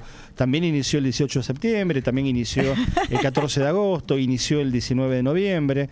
Qué sé yo, todos los días inician y terminan. Es una cuestión casi, no digo natural, es una convención que el ciclo del tiempo se mide en días que comienzan y terminan. Bueno, pero eso es un berretín de lo que nos gusta escribir, pero sobre todo nos gusta leer bien. Bueno, a 50 años de todo eso que acabo de decir, la Casa Rosada, no la Casa Rosada, el edificio, digamos, viste, la Casa Rosada te presenta, te habla, te habla, ay, no. Presenta 2 testimonios que ayudarán a comprender la historia completa. A ver, si con 2 testimonios comprendemos la historia completa, con 4 somos doctores en historia. Claro. Con 6 somos postdoctorados en historia. Y con 8 vamos a Harvard, le decimos, flaco de Harvard, ¿dónde está el dueño de Harvard? Quiero ser el dueño de la carrera de historia de Harvard. Para empezar a hablar. O de la UBA, que nos queda más cerca. ¿Cuántos testigos ya deben haber pasado por los juicios de lesa humanidad? Pero son 1.261 procesos que hay abiertos hasta el momento. Imagínate la cantidad de testimonios. Miles y miles y miles. Bueno, bien. Para la Casa Rosada, 2 testimonios ayudarán a comprender. Acá le reconozco algo, en tanta crítica, dicen ayudarán a comprender, es cierto, solo con 2 no alcanza, pero solo con 2 no ayudan demasiado. Te digo quiénes son, insisto, anda a buscarlo, miralo, tomate el laburo, ya lo hicimos por vos, que estás mirando, que estás compartiendo este material, de verlo y de analizarlo para contarte todo esto. Los testimonios son los de Miriam Fernández, hija de desaparecidos, y acá sí hay que hacer un punto, porque esto es bastante sensible por un lado y hay que tomarlo con respeto, pero al mismo tiempo hay que ser absolutamente contundentes con esto, ¿no? Miriam Fernández, hija de desaparecidos, fue revictimizada por el Estado Nacional y obligada a someterse a un estudio de ADN para determinar su identidad. Brutal. El Estado Nacional, primero, no es el gobierno, menos es la Casa Rosada. El Estado Nacional, en todo caso, se compone de 3 poderes: uno que sanciona leyes, otro que las ejecuta y un tercero que juzga hechos cometidos en distintas circunstancias de la vida, ¿no? El legislativo, el ejecutivo y el poder judicial. O sea, ese es el Estado Nacional. Segundo, revictimizada por el Estado Nacional para ser sometida a la búsqueda de su identidad a través de un ADN compulsivo, que es lo que dice en definitiva acá. En primer lugar, le da el carácter de que ha sido víctima. Bien. Claro, eso también hay que reconocerlo, sí. Digo, se les escapó la tortuga. Se les escapó la tortuga, se están haciendo cargo de que una hija de desaparecidos que fue apropiada durante la dictadura y su identidad suprimida. Y su identidad suprimida ha sido víctima de ese hecho. Después responsabilizan que se fue revictimizada por el hecho de hacer la prueba de ADN. Y en esto creo que es importante ratificarlo, que primero que no es efectivamente no se elige si se hace o no se hace. ¿Y por qué no se elige? Porque hay una cuestión contundente de hecho. Es más, lo voy a plantear hasta en términos psicoanalíticos, digamos, ¿no? Hay un hecho concreto que no es una interpretación. Es un hecho concreto. Es una persona que ha sido arrebatada su identidad y ha sido obligada a tener que vivir con las personas que la apropiaron. Entonces, lo que uno le ofrece, en este caso desde el Estado, pero además lo avalo en términos psicoanalíticos, es la posibilidad de conocer el hecho concreto.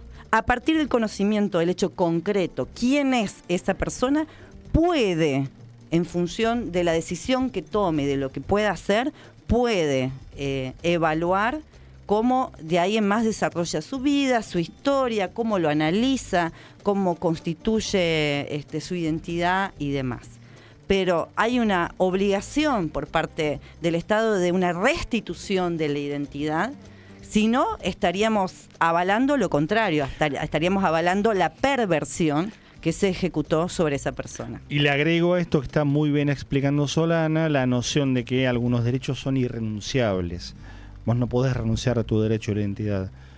Son derechos que existen y que aunque vos no los quieras, los tenés.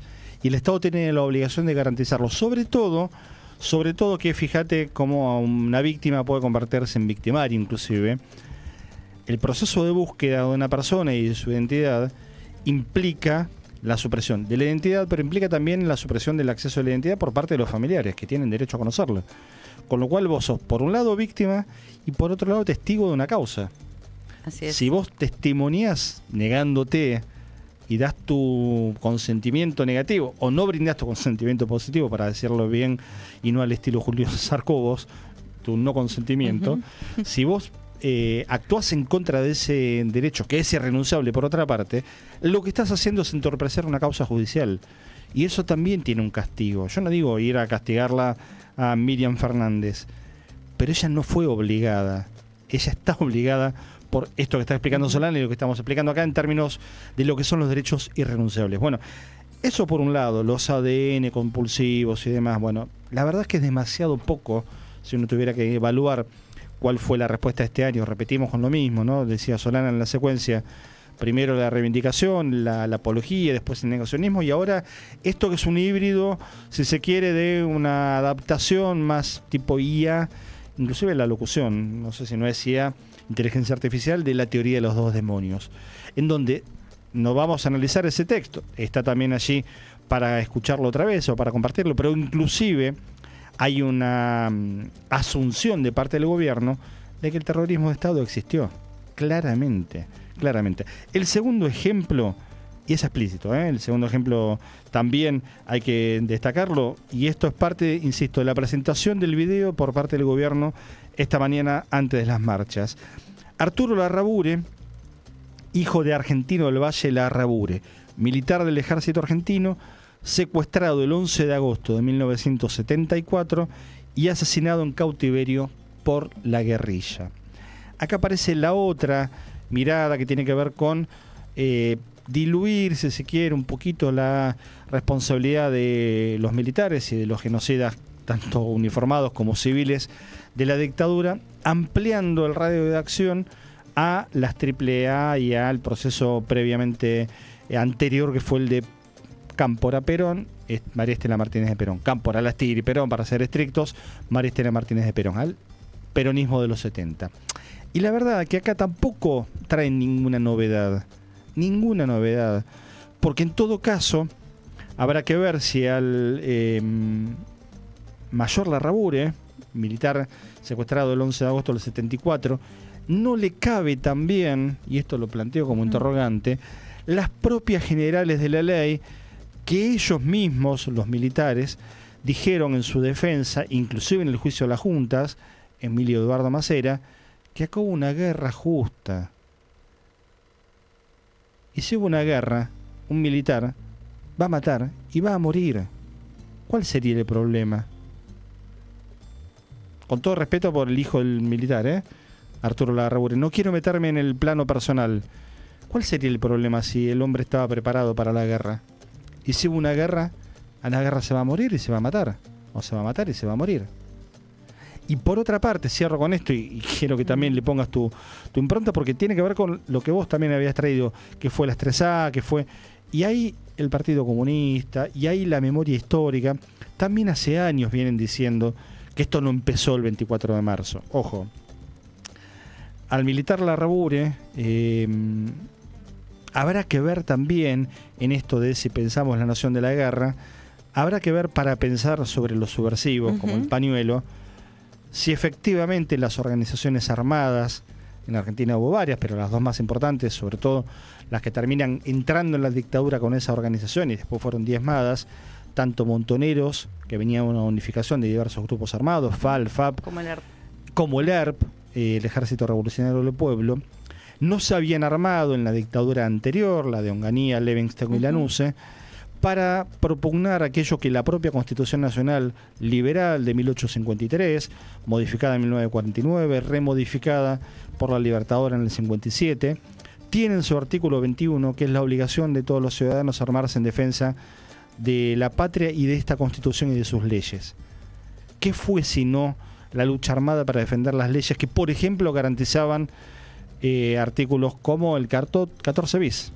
Así es, sí. ¿Qué fue sino defender de la injerencia extranjera, es decir, defender a la patria, el armarse para defender la Constitución?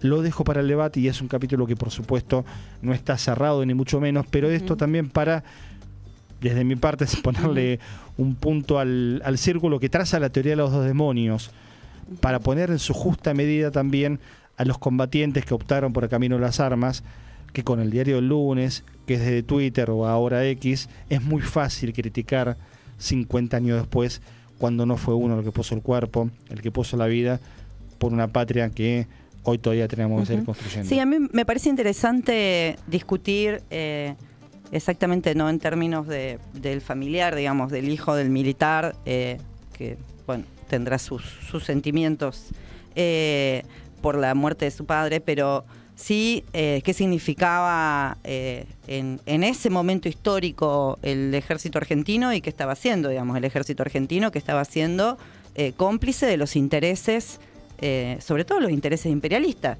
porque si se jugó la posibilidad, y lo dijimos desde el 74 en adelante, ¿no?, que empieza a planificar el partido militar, porque además hay que hablar que era un partido, ¿no? El partido militar empieza a jugar en el escenario político con la posibilidad del apoyo de Estados Unidos para ser parte de este plan en América Latina y particularmente en la Argentina, que vino a implementar el modelo neoliberal. Entonces, después si quieren vendernos patriotismo y no sé cuántas cosas más, como le quisieron vender cuando mandaron a los pobres soldaditos a Malvinas, bueno, no sé, que el chamullo lo lleven a otro lado, pero la verdad que estos militares lo único que vinieron a traer eran militares absolutamente liberales que vinieron a traer a nuestro país las reglas del mercado que empezaban a surgir en el mundo. Ese fue el objetivo y el plan de este ejército, de ese ejército argentino, ¿no?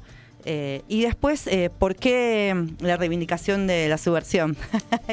y me autoproclamo ser hija de la subversión, además de que, bueno, reivindico por supuesto la historia de militancia de mi familia. No, y la propia etimología de la palabra tiene que ver en su concepto, no solo del significado propio de la palabra, sino en su concepto de movimiento, de contexto histórico. Por ejemplo, subvertir el orden constituido. Pero por supuesto. ¿Cuál sería el problema? ¿Cuál sería el problema? Exactamente. ¿Cuál es el problema? Cuando el orden constituido es injusto. Se transformó la palabra subversión en una mala palabra, como se ha transformado la palabra revolución en una mala palabra. ¿O acaso a alguien se le ocurriría decirle a San Martín que era un subversivo? Claro. O a los revolucionarios franceses que eran subversivos? Mirá si no hubiésemos tenido cosas como la Revolución Francesa o a San Martín y bueno y la propia Revolución de Mayo, digamos, ¿qué estaríamos hablando? Claro. ¿No? Entonces, digo, la palabra subversión está bueno que la pongamos sobre la mesa y discutir. Y más en este momento, en donde hay muchas cosas que hay que subvertir, el orden establecido. El hecho de que exista un orden no quiere decir que sea un orden dado y eterno, ni tampoco que lo tengamos que comprar y cerrar así como viene en paquete, sino que como pueblo tenemos que poder hacer las lecturas de aquellas cosas que realmente en este orden impuesto nos están haciendo daño y poder subvertirlas, poder modificarlas. Y para eso hay que organizarse. Hay que planificar, organizarse y avanzar, subvirtiendo ese orden impuesto, como por ejemplo el que no podamos movilizarnos en las calles ocupando toda una calle, que por suerte hoy éramos tantos miles, que el plan Bullrich de su momento, que nos quería imponer ir por la vereda, bueno, hoy hubiese sido imposible. Así que, entre otras cosas, hoy también subvertimos el orden del protocolo Bullrich. Igual hay que decir que cada vez que en la ciudad de Buenos Aires, vamos a hablar, pero lo mismo pasó en Córdoba y otras localidades hoy también, pero en la capital, cada vez que hay una movilización de más de 250.000 personas, no hay represión.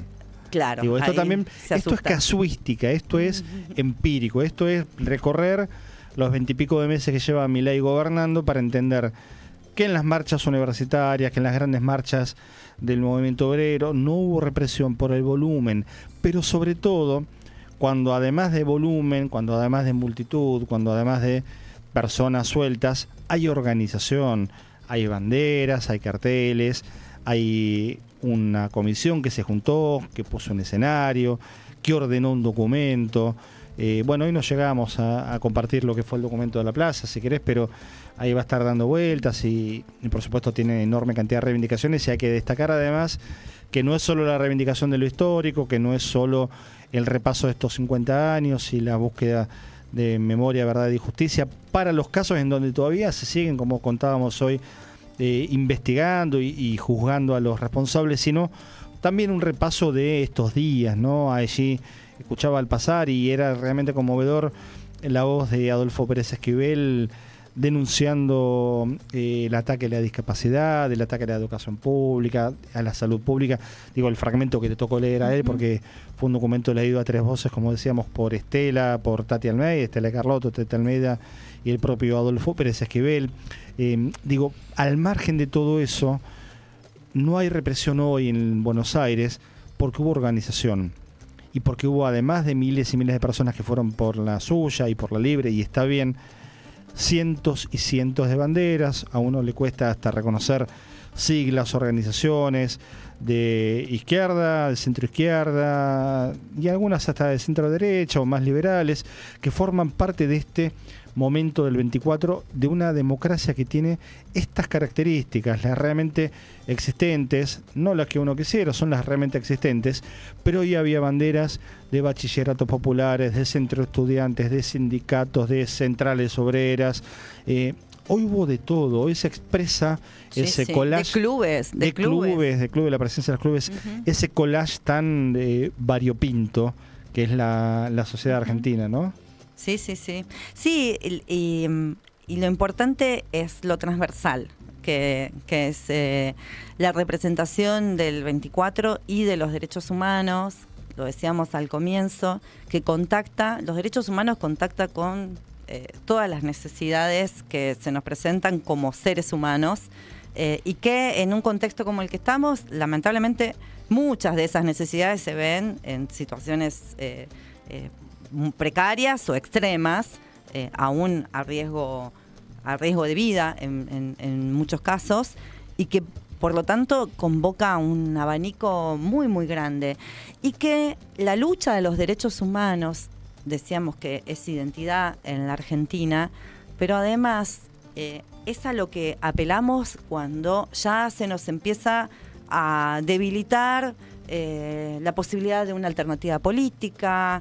Entonces, ¿a qué apelamos? Bueno, a la lucha de los derechos humanos. Eso significó la lucha de los derechos humanos en los 90. El surgimiento de Hijos en su momento fue, bueno, a ver, apelemos como jóvenes a la construcción de una herramienta que nos represente en la lucha contra la represión, en la lucha de lo que significó la resistencia de los 90, y hoy vuelve a tener de alguna manera ese olorcito, ese tinte de los 90, lo que representa a los derechos humanos, y que me parece que lo importante es ahora, desde la política y sobre todo la política de izquierda, cómo pensamos este emergente que nuevamente surge en torno al 24 de marzo para encauzarlo en una propuesta política que vuelva a contagiar, como dicen los peronistas, le gusta decir a enamorar, pero que convoque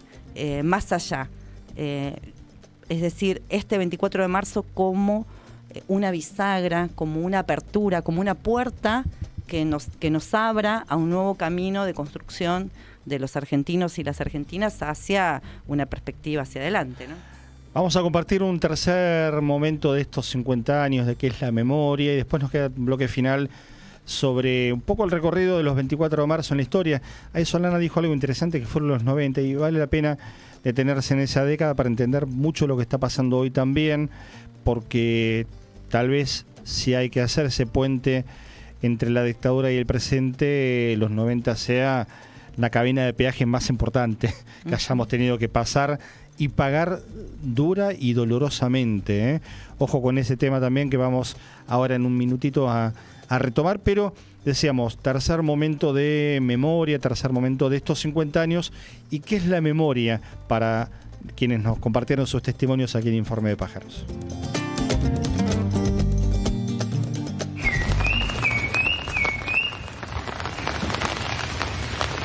Bueno, hola, soy Andrea Mozzano, militante del Partido Comunista de la Argentina.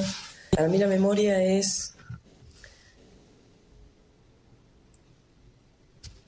un símbolo que nos marca, que nos vuelve a ubicarnos en la historia y en este diálogo permanente que tenemos que tener las nuevas generaciones con el pasado, que no es para olvidarlo ni dejarlo atrás, sino que nos ayuda a construirnos en este presente hacia un futuro, sobre bases sobre todo que podemos tener desde una sociedad que es a donde nunca más volver, cosas donde ya no se pueden ni negociar ni poner en tela de debate. La historia nos encuentra en este 24 de marzo con 50 años del último golpe cívico-militar, en el cual sabemos claramente que muchos de los genocidas y quienes fueron partes y cómplices aún no han sido ni enjuiciados ni todavía están impunes. Pero así todo, la memoria tiene algo que que para mí es muy importante, que es esta cuestión colectiva, de esta construcción generacional que sostiene a los pueblos en sus luchas de emancipación, en sus luchas emancipatorias contra el fascismo y contra el imperialismo. Entonces, el símbolo del pañuelo, que implica tantas cosas, tantas luchas, tantas marchas, tanto debate político, en el cual nuestra sociedad acordó nunca más, memoria y verdad, justicia.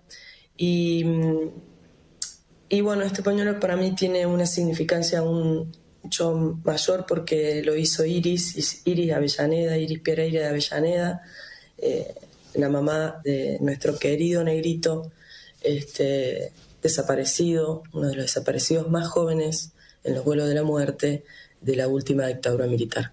Así que la lucha sigue, más unidos, unides que nunca, por la memoria, la verdad y la justicia.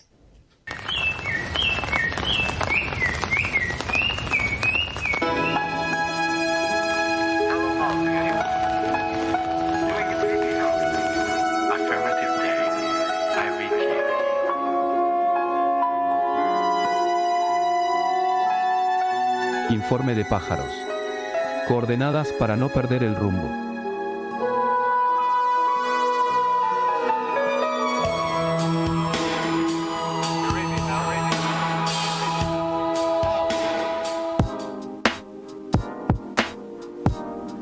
Bloque final de Informe de Pájaros, un ratito para las 10 de la noche.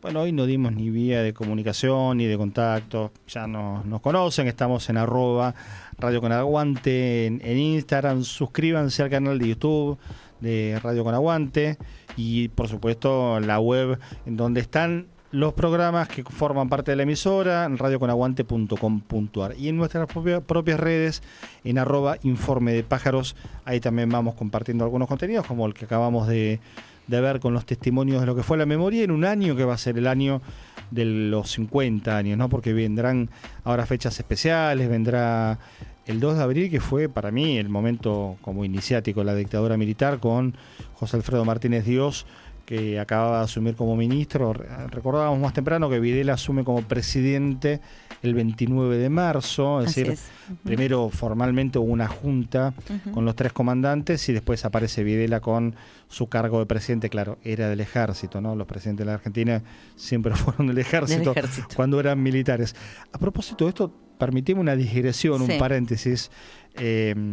Ingeniero nuclear, el hombre, década del 70, militante comunista, no digo el nombre, estaba vinculado por su profesión, ingeniero con ese recorrido, a la Comisión Nacional de Energía Atómica, que estaba manejada por la Armada. Claro. El almirante Castro Madero, que tenía un proyecto, te diría, comparado con lo que es hoy, mejor en ese terreno, que es la energía nuclear, que es lo que tiene hoy la Argentina con Milei, claramente, ¿eh? Digo, esto también para ver la dictadura y sus complejidades. Tiene una reunión en Edificio Libertad, sede de la Armada, y en Comodoro Pi, enfrente de los tribunales federales, y quien lo recibe como parte de esa tarea profesional, ponele que era un capitán de navío, alguien de la Armada, sale un poco el tema de, bueno, si uno quiere ser presidente. Y el militar le contesta, no, se equivocó de edificio. Los presidentes salen del edificio Libertador. Claro. Y este es el edificio Libertad. Claro. Salen del ejército. La Armada nunca había puesto un presidente en la Argentina y no lo hizo. Y hasta que no haya una Armada realmente popular, esperemos que no ponga ningún presidente, por las dudas, mejor que no tenga ningún tipo de uniforme. Aunque bueno, está toda la historia de Macera con sus delirios. Fue el que más lejos llegó, claro que tuvo un proyecto, de hecho formó un partido político. Y digo delirios porque, bueno, se conocen historias truculentas de querer reunirse con los propios detenidos y detenidas que tenía en la ESMA, ¿no? Sí, armó todo, el capítulo de la ESMA da para más que un programa, para varios programas. Armó todo un circuito de producción intelectual, esto creo que tomado de los franceses con la idea de la recuperación de los detenidos, ¿no? Inclusive con algunos que se quebraron, que terminaron trabajando para la Armada, para los servicios luego, el caso de Nicoletti, un montonero que termina trabajando para Máximo Nicoletti, trabajando para la Armada, marcando primero gente y después siendo parte de tareas un poco más complejas, pero muchos de los detenidos que estaban en la ESMA eran obligados a trabajar para el proyecto periodístico y político de Masera, que derivó, por ejemplo, en el diario Convicción. Sí. El diario Convicción, que tenía el papel, que no le vendía papel prensa, que estaba en manos de Clarín ya, La Nación y La Razón, y las internas del Ejército y la Armada, en esos también jugaban, sino que el diario Convicción se imprimía con papel, un diario de tirada mucho más chica, que le vendía la imprenta del señor Alberto Pierri, luego presidente de la Cámara de Diputados durante la década de los 90. Diputado nacional, empresario primero, diputado nacional del peronismo a partir del 87, de la mano de Cafiero, en la provincia, y a partir del menemismo, presidente de la Cámara de Diputados durante 10 años. Hablo de Alberto Pierri. Digo esto también para poner nombres y apellidos concretos. Y la década del 90 nos lleva a retomar el punto que había dejado Sol hace un ratito, sobre lo que uno entiende de haberse coincidido fue el quiebre de ese gobierno menemista de más de 10 años, con la conmemoración y la marcha enorme en Capital, pero en otras localidades del país también, de los 20 años del golpe, en 1996. Así es. Algunos meses después de la creación de Hijos, por ejemplo. Claro, así es.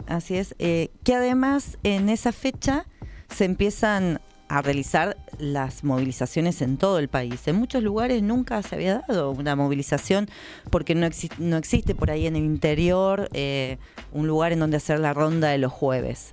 Entonces era algo novedoso y que además en muchas poblaciones, en muchas ciudades, digamos, del interior del país, tampoco la comunidad había empezado como, bueno, a poner en cuestión esto que había pasado durante la dictadura, es decir, durante toda la década del 80 y una parte del 90, todavía se mantenía en silencio y bajo cierto miedo, porque no olvidemos que en los 90 todavía el aparato represivo se mantenía intacto.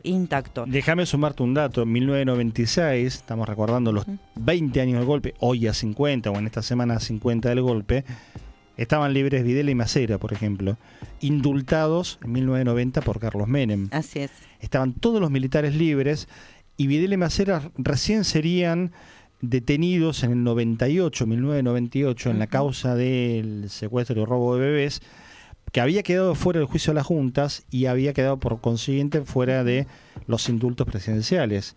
Y la jueza María Romilda Servini, entonces de Cubría, los detiene y ya quedarían detenidos de por siempre. Videla moriría en mayo de 2013 en la cárcel en Marcos Paz, en el inodoro, como corresponde a un genocida, cagando en el inodoro, y Masera moriría con una enfermedad senil ya fuera de la cárcel, pero también condenado a perpetua. Así es.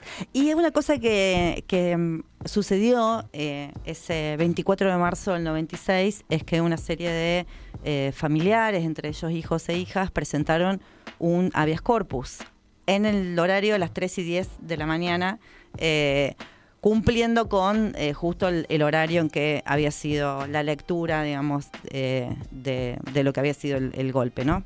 El comunicado número 1. Y esta madrugada, varios hijos e hijas volvimos a hacer la presentación de habeas corpus, en esto de que seguimos exigiendo que nos digan dónde están.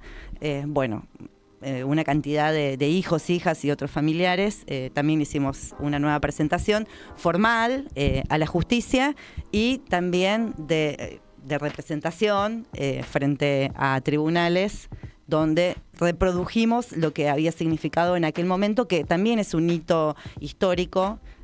Lo conversábamos hoy con muchos compañeros y compañeras que recordaban aquel día, en esa madrugada del 96, del 24 de marzo, en que se hizo un acto que tuvo la primer contundencia de presentación de lo que era la agrupación Hijos y a su vez de lo que significaba esa unidad junto con las madres, ¿no? Y con distintas organizaciones para lo que vendría después, que sería una larga lucha por memoria, verdad y justicia. Y en este recorrido, si se quiere, cronológico, en saltos de décadas que estamos haciendo, podemos ir al año 2006, ya un contexto distinto, no solo por la llegada de Néstor Kirchner a la presidencia en 2003, sino fundamentalmente por el antecedente que permite en esa crisis la llegada de esta nueva etapa histórica en la Argentina, que fue 2001, que fue a su vez producto de la acumulación de luchas sectoriales,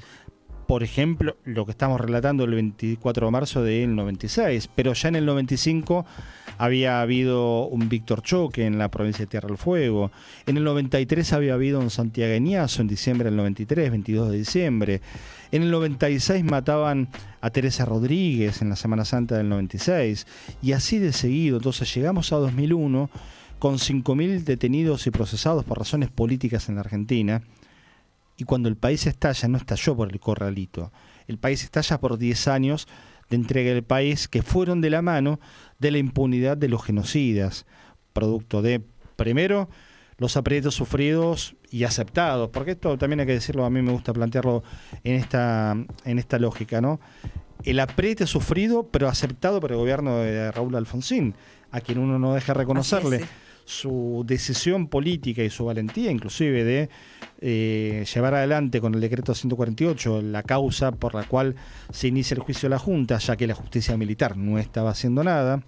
Vean para eso, si quieren, el fragmento en donde esto está bien contado desde lo cinematográfico en 1985, la película Santiago Mitre, pero también de la defección o de la aceptación de la presión del punto final primero y la obediencia debida después.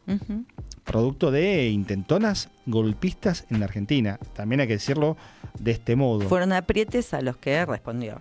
Y Alfonsín, obviamente, cede ante una sociedad que tenía todavía muy fresco, para completar el drama y la tragedia nacional, el golpe del 76. Lleva apenas una década. En 2006, volvemos al salto, son los 30 años. Ya los juicios en Argentina se habían reiniciado, pero ojo, porque las señales siguieron estando presentes como alertas, porque en septiembre del 2006, serán ahora 20 años en algunos meses, lo desaparecían a Jorge Julio López. Háblame de revictimización. Sí. Claro. Desaparecido y vuelto a aparecer en la dictadura y desaparecido para siempre en democracia. Hace 20 años. En 2016 pegamos un salto, ya cambio de gobierno, con Mauricio Macri en el Poder Ejecutivo. Estuvo el 24 de marzo en la Argentina, a la par de la marcha, por supuesto no fue parte de la misma, un tal Barack Obama. Así es, sí. Y esto, también ayer lo decía en otro espacio que me invitaron, parece casi un contrasentido, pero fue Barack Obama, yo lo digo y parece un chiste, el que lo llevó a Macri a hacer un homenaje a los desaparecidos en la dictadura. Cinematográfico, donde están ellos dos, así se los ve como de espaldas, no sé si vos te acordás la escena. Sí, perfecta. Y tiran flores al río, ¿no? Era una cosa en así. El Parque de la Memoria, allí en la Costanera, y en donde, hay que decirlo también, porque así como un Carter, que en su momento fue importante en América Latina para cierto contrapeso con las dictaduras, también un Barack Obama que tuvo ese gesto. Sí. El mismo Barack Obama que invadió decenas de países, que masacró, en la Argentina tuvo ese gesto. Es parte, me voy a reír un poco con esto, es parte de la memoria completa. Claro. Y llegamos 10 años después a este 2026, con todo esto que estamos contando hoy. Pero antes del final, les propongo, Solana, que veremos un fragmento de algo que ocurría, porque hicimos una cronología un poco con saltos históricos, de los 20 años del golpe, lo que contaba Solana, de los 30, de los 40 y hoy, por supuesto, de los 50. Pero, ¿qué pasaba a los 10 años del golpe de Estado del 76 en la Argentina? Ese domingo 24 de marzo de 1986.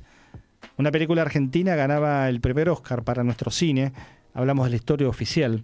Una película que se había estrenado el 5 de abril de 1985 y que contaba la historia, ni más ni menos, de una niña robada en la dictadura. Norma Leandro, Héctor Alterio, y nos ponemos de pie porque estamos hablando de dos glorias de la cultura popular de la Argentina. Y en esta escena la van a ver a una Chunchuna Villafani exquisita, que es un papel más chiquito, y los que no vieron la película está en YouTube y no pueden no verla. Digo, en algún momento de la vida vayan es y vean imperdible. La historia oficial en ese contexto, hecho además dirigida por Luis Puenzo. En esa escena que vamos a ver ahora, Chunchuna Villafani, que era una amiga en la ficción de Norma Leandro, protagonizaba esta escena deliciosa que es casi como un espejo de lo que fue parte de la sociedad argentina en esos años y también en los que siguieron. Clara nunca viene.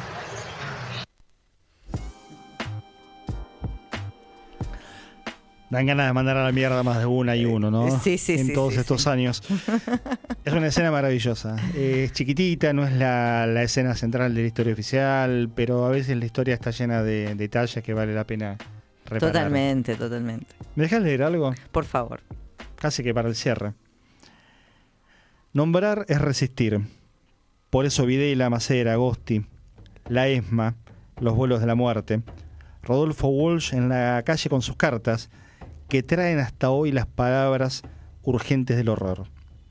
La primera ronda de las madres, Azucena Villaflor en el río Mar, y hoy sus cenizas esparcidas en la Plaza de Mayo.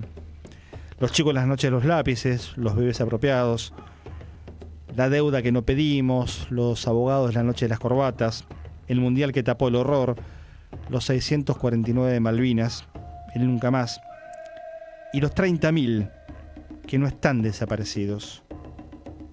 No están desaparecidos. Están presentes cada vez que alguien se niega a olvidar. Son 50 años para atrás. En unas horas nada más tenemos la obligación de pensar qué país y qué mundo queremos para nosotros, para los pibes y pibas que nos sigan, para los que ya no están y para los 50 años que vienen, lo que vamos a inventar. Todo lo que tenemos que subvertir, porque está claro que este orden constituido no nos gusta, nos oprime, como se dice ahora, nos hincha las pelotas, nos jode la paciencia y no lo queremos más.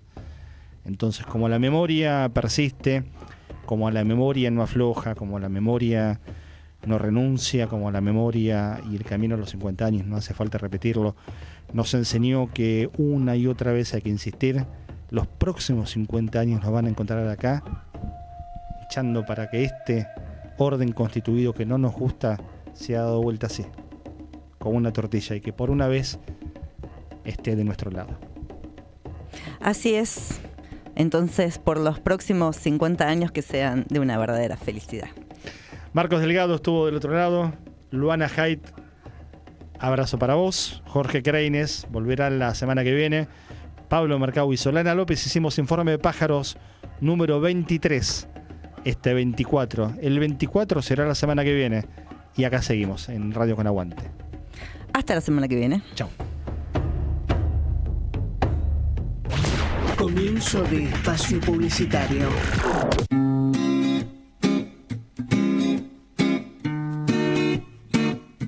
Volamos lejos para entender lo que pasa cerca.